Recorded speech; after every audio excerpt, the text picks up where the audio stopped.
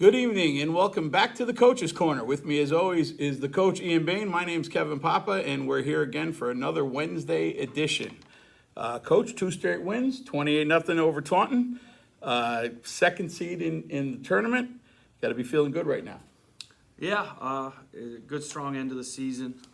Defensively, I think we put together probably our 2 best games that we've had.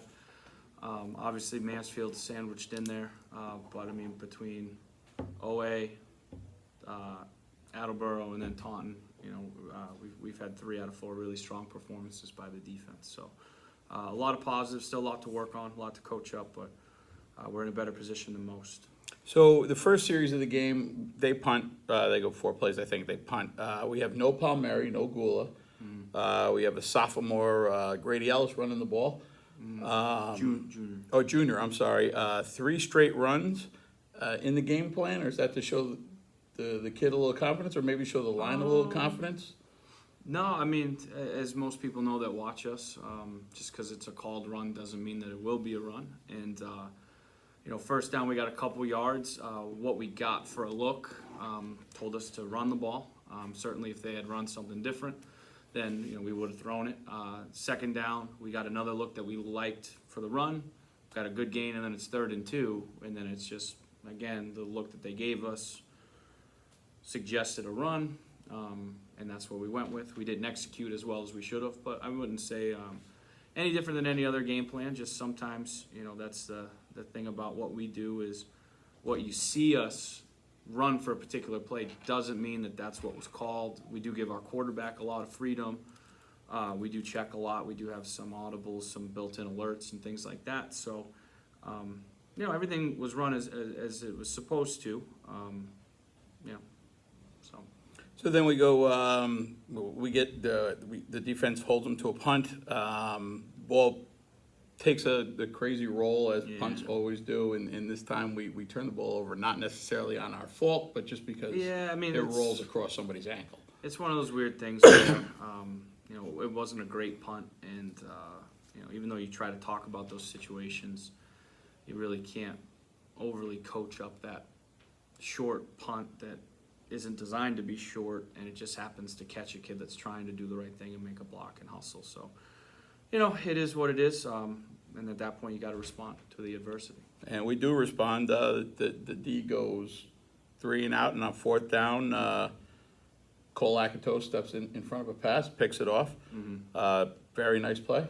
Yeah, Cole's done a great job, especially too. He's battling through, some injuries of his own the last couple weeks. So he's been a great asset, especially in our sub packages on defense and being able to be in the right place. He's got great speed and really good football instincts. Yeah, he's a good player. So then we get our first scoring drive, 12 plays, 66 yards, kind of slow developing drive. I don't want to say it was sloppy because it wasn't sloppy. But we overthrew a couple plays. We had a pass interference, which kind of... That's the difference. Yeah. But the really nice thing about it is Ellis has the 3 really nice plays during the drive. He gets a couple nice runs and a screen. Yeah, the screen probably would have been better. Nothing he did, just got caught in the wash with one of our linemen. But he stepped up. He's done a nice job all year with whether it's scout or JV, and he had he's been a really dependable player. Given what we like to run, there's not a ton of opportunities for every running back to get in, but we were really confident that he could do a good job. There was really no doubt in our mind about that. No, and what I really liked about I think it was the second run, it was that the offensive line blew everybody off the ball, solid 3 yards, and opened up some nice holes for him. Yeah. Then Nally and Lakatos get into the game. They get a couple catches. Jake gets into the game. He gets his first catch, and then his second catch is a 5-yard touchdown to open the second quarter. Really soft zone all night by Taunton, I thought. Yeah, and they did a nice job mixing up whether it was zone or whether it was man or they gave us some different looks. But regardless, we felt we were pretty comfortable with what they were doing. I mean, we were 17 of 21 throwing the ball, and I think early on. We were not by design, but Tommy really was looking to take some shots, and they weren't bad decisions. But you know, we just kind of said let's take what's there, as opposed to trying to dictate something that force maybe something isn't. in, Yeah. right. And again, they weren't bad decisions. I don't think that at all. But it's just obviously it's like in a basketball game. Like shooting an open three is a good decision, but shooting an open layup is a good decision too, and it's a higher percentage. So And the other thing let's that take slows that first drive down is that the offense was on the field for 3 plays, I think, throughout the majority of the first quarter. And it's the same thing we see every week. You know, they came out. Taunton did a great job scheming up something a little bit different than what they have been into. It took us, and it is something we hadn't seen much of, and then we hadn't seen in a while. So a little bit of adjustments on the sideline, but again, you know, once we kind of settled down, we threw the ball well, we ran the ball well. We were pretty happy with our game. So we kick off, we get back on defense, the defense holds again, and Lakatos gets his second series stopper of the night, both in a row. 4th down, he gets a sack. Big night for him. I know he had 2 friends from New Jersey in the stands, plus his mother. Force a punt. 2 plays later, another kind of soft zone, an alley. What kind of screen is that to Jack? Well, we kind of have 2 families of screen. We call one a slip, which that was a slip, and then we have what we call a drop back screen. But we dress them up several different ways. That particular one, we got them. They did blitz, which was good. Anytime we get a blitz from the screen side, we're happy. You know, we try to put in protections. There's some things we don't like to see, and we try to protect against those. And you know, when you can catch the ball, and we, you know, Matt Leafani got out, made a nice block, and our guard BT got out, made a nice block. Jack's a great athlete, broke some tackles, and you know, even I think the Taunton player had a great angle and closed down. Probably should have tackled him at the 5, but Jack just did a nice job staying balanced, staying strong, finishing the run to get the score. So he's so quick and on that catch, and he's got so much off him that it almost seems like he hits a seam. It's almost like a kickoff return at that point. Yeah, and that's stuff that, you know, we obviously coach as best that we can, and we get our reps in practice. But some guys are really good with the vision and being in space and finding the creases, and other guys aren't as good with it. Especially too, it's one of those things where when you're slow, it's kind of easy to see because everything's moved. But when you move at such a high rate of speed, that's where, you know, having that kind of vision is very rare. And I don't want to take anything away from Jack because that's a great play. It's a great run, but it's not going to be our play of the game. Sorry, Jack. So then we get to our drive of the game where we go 7 plays. It's about 55 yards. We start off with Cole, another quick screen, 6 yards. It's definitely in the play now. They're giving it to you. Why not take it? I think we completed like 13 straight passes. Yeah. And it's right at that point in the game that we did. Laz, a drag route. It looks like Tommy's looking left for a while to see if something opens up. Yeah, You Laz got is Jake underneath, and then Laz is wide open coming across. Yeah, that's it's a concept. It's really combining 2 concepts together: a smash with what we call a drive combination on the backside, and depending on coverage, you know, we like certain things better. What would the smash be? It's a high-low on the sideline. Okay. And you know, so it kind of answers a couple different coverages that we might see, and on that, just the way that they played it, and Taunton defended it pretty well. But I think we've talked about this before. If we're able to get to the last look, which is Laz, he was open, and he was open because they had to cover another route as part of that play, and you know, we've had some luck with that. And the line gives Tommy enough time to check. It looked like he was waiting all day to see if that outside deep route would open up. It didn't. He hit Laz for 11. Comes right back, hits Jake O'Brien for 13. Ellis gets a 5-yard run to keep the defense honest. And then holding play. We go backwards a little bit, and Tommy scrambles for 6. And it brings up our play of the game, 3rd and 14. Jake Davis catching the ball at about a 12-yard mark. Turns into James Harden all of a sudden. He breaks 2 kids' ankles, not 1, 2. The first kid falls out of bounds. The second kid completely misses him. It had the whole stadium buzzing. Not only the stadium, but when you watch it on tape, the kids are running down the sidelines, holding their heads, going, I don't believe what I just saw.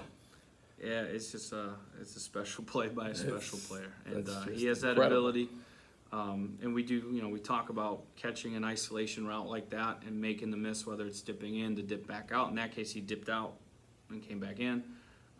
Really good. And then obviously at the next level, he makes the play yet again. And even at the end of the play, what probably doesn't get noticed is even with the new rules, like Jack Nally has a great shot at a crack back, pick a kid off. He gets in position, shows his hands, doesn't go for the kill shot. Very easily could have and had that play wiped out. So it's just a good job execution. And again, given what we were seeing from their defense, going and throwing the ball deep isn't really high percentage. Let's put the ball in a playmaker's hands, let him make a play, and even if he's short, we probably were in field goal range or right on the cusp. So it's just a good job taking what was there, being patient, trusting the call and the game plan, and our kids did a great job. All right, so now it's 21-0. Again, we score going into the half. We're going to get the ball back in the second half, back-to-back weeks, I think. What's the message at halftime? How do you keep the kids grounded? They're up 21-0. It's back-to-back solid first halves.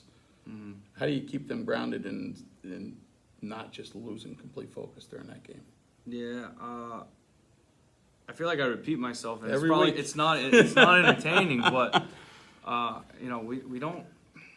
we don't change things too much, based on that. It's about doing things a consistent way and having a procedure. Again, we've always called it our process. It's how we do the work. And again, it's like even this week, people are like, "Oh, I'm putting in a little bit busier because it's playoff week." It's like, no, it's the same. Like, what would that say about our character and who we are if we only worked hard because it's playoffs? Like, It's the same preparation. It's the same amount of film study. It's the same amount of breaking down tape. Nothing changes. So at the half, it's just, would the message be any different if we were down by 21? Like, Sure. It really wouldn't. Like, why would we go and execute any different? Why would we call the game? I mean, every drive we're trying to call a game that'll get us the best chance of scoring a touchdown. So. Right. We're not going to change. We might make adjustments to our scheme or to a play call. Like, all right, well, they're in a different set. But in terms of our mental preparation, in terms of what we say to the team, it just ends up being a lot of the same. But we believe in it, and I think that leads to more long-term and sustained success than, well, we got to do this now because of this. And I just think it sends a mixed and an inconsistent message. Right. And that's just the way we handle our business. So it was just, don't worry about the score. It's 0-0. We're getting the ball. We need to score a touchdown.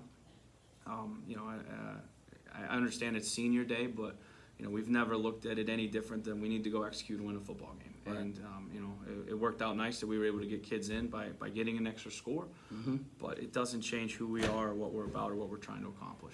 Okay, so then we enter the second half of the game, and we do get that score. Laz 3 catches, Nally 2 catches, Nally a 2-yard touchdown run. Nice bookend touchdowns to end the first half, start the second half. Sort of puts them away. We get a turnover that's overturned on a late hit. But then the defense they stiffen at midfield. Unfortunately, we get the ball back and they block the punt. But then what I thought was great was with the ball on the 10, and Taunton had only had the ball across midfield a couple times, 2 of which we gave them that. Was with the ball on the 10, the defense really stiffened up. First play, Liam Larrabee gets a huge sack. Nice to see him playing a little defense, a little motor play, never stop moving. But it's also forced because Luke Cunningham is coming from the outside, as he always does, coming hard, forcing him back into Liam. Good to see that play.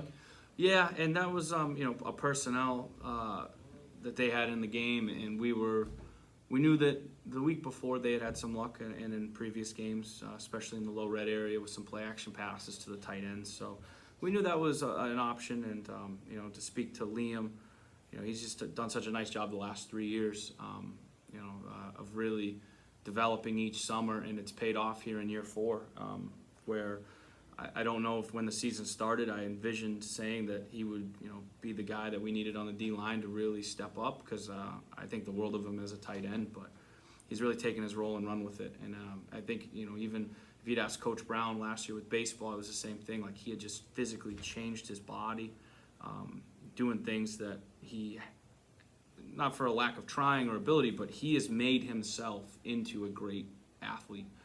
Just through sheer hard work. I mean, obviously there's natural talent there too, don't get me wrong, but I feel like he's a guy that we just needed a dude to step up, and it was him, and I'm not surprised by And he that. stepped up in that play. And then on fourth down, Luke Sweeney, who almost got the sack last week, gets the sack this week, sealing the game pretty much, and the shutout, first shutout of the year. Yeah, and the kids knew, that was at stake. I mean, obviously, when you get to the end of games that you're winning and you're in a good position, you do try to get guys in, and we don't really put a lot of focus on those type of stats, but there was something special about seeing the group get in there though and shut the door. Yeah. And that was important. Couple takeaways from the game. Matt Laz, another good game for him. He always seems to have that quiet lunch bucket type of game where he's catching a ball in the middle, tough yards. But at the end of the day, you look at it and he's got 4 or 5 catches, 40, 50 yards, most for first downs. Yeah, and the bounce and the things that he does is in an area of the field that not a lot of people like to do work in. Sean Leonard did a really nice job with similar routes last year, and Laz picked right up with that. I think as each year's gone by and we've kind of developed what we try to do systematically, there's a lot of focus on that position. And when that position is good and it's somebody we can depend on, the first year it was Connor Peterson, then we had 2 years with Sean Leonard, and now Laz. Like, we're able to do things, and even you see it in the NFL when you have a guy that can control the middle of the field, which is what Laz does. Sure, like a Jason Witten, he just goes and sits down. And a lot of times, who's matched up on them? It's linebackers, it's safeties. It's never a corner. So you're either faster than the backer or bigger than the safety. And the amount of zone that we get, you have to be very smart and intelligent in finding the space.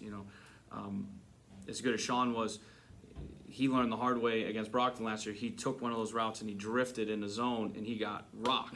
Now, he never did it again, and 9 times out of 10 he always executed that. So Laz has that same kind of gift where he can find that space, and young guys tend to have a hard time figuring that out, but Laz has done it very well, and he's becomes a security blanket for Tommy. And if you go CP, Lenny, Laz, both huge targets. Yeah, I mean, big frame, kids, catch radius, all you want, and then there have been a couple times where Laz has caught those balls and got walloped, and that is part of it. It's football. It's a high velocity sport. And that's why we call it a lunch bucket kind of player.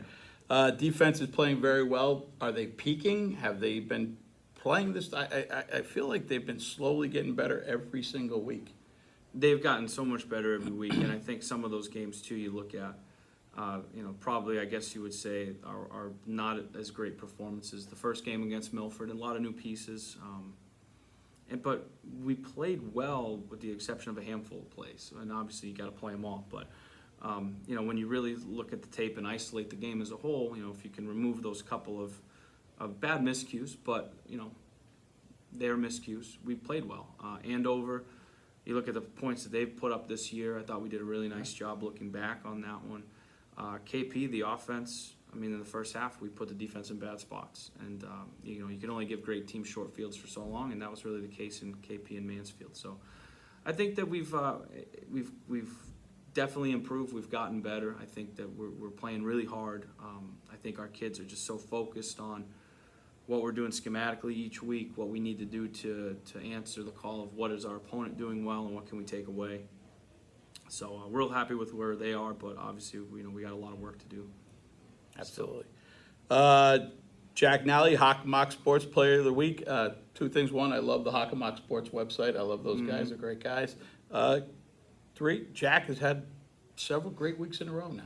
Yeah, in high school, it's sort of, I guess it's not uncommon for a kid to catch 7 or 8 balls in a game, but Jack seems to do it every week. But then when you think about how we spread the ball around, I think the last 2 games, even 3 games, we tend to have 6 kids with receptions. Right. It's rarely And less than 6. 4 with multiple receptions. Right. So, it's just a matter of trying to call the right plays at the right times. And certainly, there are some times in some games where Jack might be open, but somebody else was open first, and then they got the ball. Or, obviously teams pay a lot of attention to Jack. They pay a lot of attention to Jake.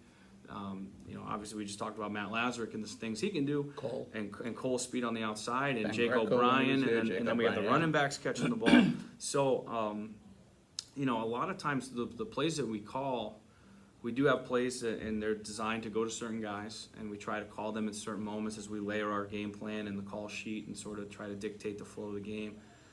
But, you know, a lot of it's just what are they doing and trying to call a play where we're going to be in the best look. So no matter what, we're right. You know, they might cover this guy, they might cover that guy, but we're going to be right. And, you know, and then when that moment comes, being able to execute and secure the ball and get yards after the catch like Jack. I think the way you really see that playing out is the way that, you know, you don't have Tom trying to force the ball into one kid every Right. single time. His checkdowns have been good. Other kids are wide open. We seem to move the ball very well on that. All right, so that puts to bed Taunton, 28-0 win. Congrats on the second seed. We seem to be every year. Your first year, I think we were a 8 seed. Yeah. Went to Zafarian and a night, weather-wise and game-wise, that we'd all like to forget. Yeah. Last year, I want to say 4 seed. 4 seed, and this year a 2 seed. Yeah. I'm not looking forward other than to Attleboro. How do you keep the kids focused after beating Attleboro like that? Is it the same way you were just talking about at halftime? Is that the same speech you preach? Yeah, I mean, the thing is, that game doesn't even matter now. And I know, I think most of our kids get that. I also don't think that that's going to be the same game we get from Attleboro. Obviously, we played really well that day. Maybe they didn't play great. Maybe, you know, we've walked out of games on our end and not been happy with our plan and had to make some changes. And I think we're going to get a team with Attleboro that's really focused, really hungry. It's playoff football. I don't think that they'll, just like we're not thinking about the last game, I'm sure that they're not either. They don't care what the score was. You know, it's playoff football. They're looking to come in here and get a win, and they're more than capable, and that's the reality. No, they got a very good running back, a good quarterback, a very big line. I think the one difference in the game is that the temperature will be different. You're not playing in a close to 70-degree sunny day. Right. It'll be on the chilly side, but you know, we'll see. You know, on Friday what the weather says, but you know, we're just gonna go be us and do our thing, and I think we'll be prepared and we're ready for whatever we see and what we need to adjust to. And I mean, at this point in the season, I think most teams will say the same. We've seen it all.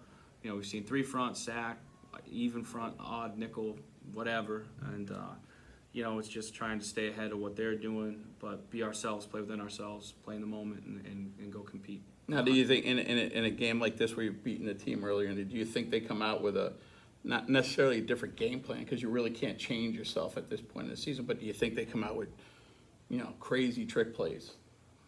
I mean, they could, but I mean, I would say that if we were playing any team, we'd have to still take the same precaution. Sure. I mean, it's playoff football.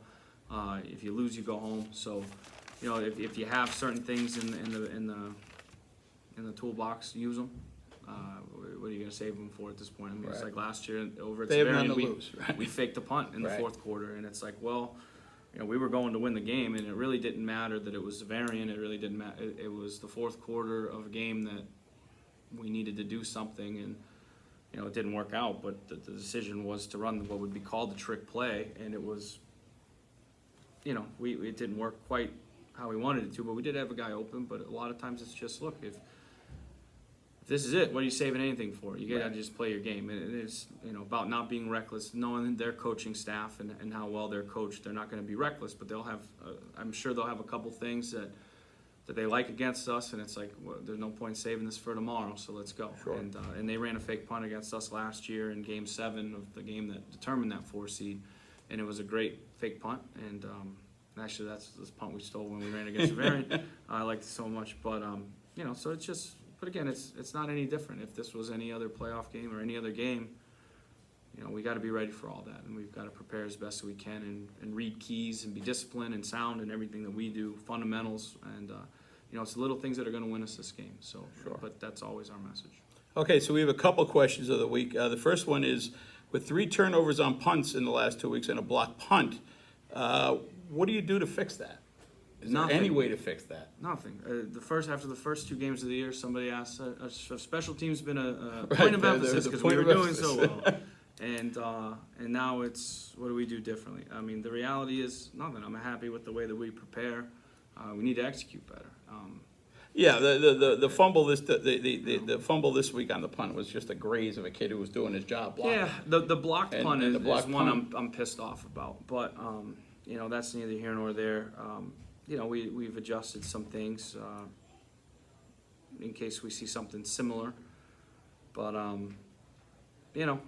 think at that point in the game, with the game in hand, I would chalk that up more to lack of focus than anything else. We needed to do things better. 3 guys got in on that, so it wasn't one guy. It wasn't. Right. 3 guys. So either we run the worst scheme in America, which I don't think is the case, or we don't prepare well, which I also don't think is the case. So I'm gonna say we were a little bit unfocused given that point in the game, but I think it also sobered us up to a point that it got us back focused and able to finish the game on the right leg. And we did, as we touched on before, the Larrabee sack and the Sweeney sack. All right, so we'll end tonight on a light note. Coach, the players have refused to cut their hair since August. Over the weekend, they all came in with, I believe it was either mullet or mohawk. Or cornrows. Or cornrows. I saw those too. That's a little disturbing. As a player, did you ever do anything like that? You and your teammates? No, teammates certainly. I don't know. People know me. I'm pretty boring, so I don't really have any good haircut stories or anything like that. But Not ever not wash your uniform for 18 weeks? no, I like routine. I like continuity. I like things to be a certain way, and so I don't like to change that. But I do like that we're in a place now where the kids are excited to come to practice. It's a family. They're excited to play. They're excited to. Football is the worst sport in that you don't ever play your game. So much of your year is preparing for 11 days. So, 365 days, 11 of them you're going to be guaranteed a game, and hopefully Right. a 12th. So, whereas, basketball, it's like playing 2-3 times a week, Right. soccer 2-3 times a week, and that's awesome. So with football, people a lot of times say the grind, and they talk about the grind, but I've never felt like it feels that way. Even when it's 90 degrees out and we're in full pads in August, we still try to get the music going. We still try to have fun. Football is a fun game. It's more fun when you win. Absolutely. But I just love that our kids, they love where they're at. They love the atmosphere. They love it enough that they can have fun with each other and enjoy each other's company. Now we gotta be focused on Friday. We did the same thing last year. Sure. But I know that we can handle that, and I just like that the kids are enjoying their experience here, and I don't get the sense that this, again, it should, it's such a grind, but it doesn't feel that way. So I think that's important. Any best or worst haircuts? I'll tell you who looks the most natural in it is Cole. Cole didn't quite go buzzers down Sweeney, but I like his. Like, he looks like a true 80s man. You probably had one of those back in the day, right? No mullets for me. And That was then, always crew cut. but there's, I think Honors was the worst. Like, he had a combination of mullet, mohawk, and cornrows. So he got it all somehow. So I don't know. That might take the cake. But, Yeah, they're all good. I thought Leo had the best haircut prior to the cuts. I haven't seen him all since, though. I was there for Hickey's haircut, and anytime you give Ben Greco a razor and sitting in the dark, it's not a good combination. Yeah, Hickey looks like Dr. Evil. Oh, right now. I said Pretty put good. a light bulb in his mouth, and he looks like Uncle Fester. It's, And I told him that. Yeah. Okay, that's going to do it for us tonight. Friday night, Under the Lights, 7 p.m., playoffs, Attleboro. Be there. We had a great crowd for senior night. Let's match it again this week. See you next week.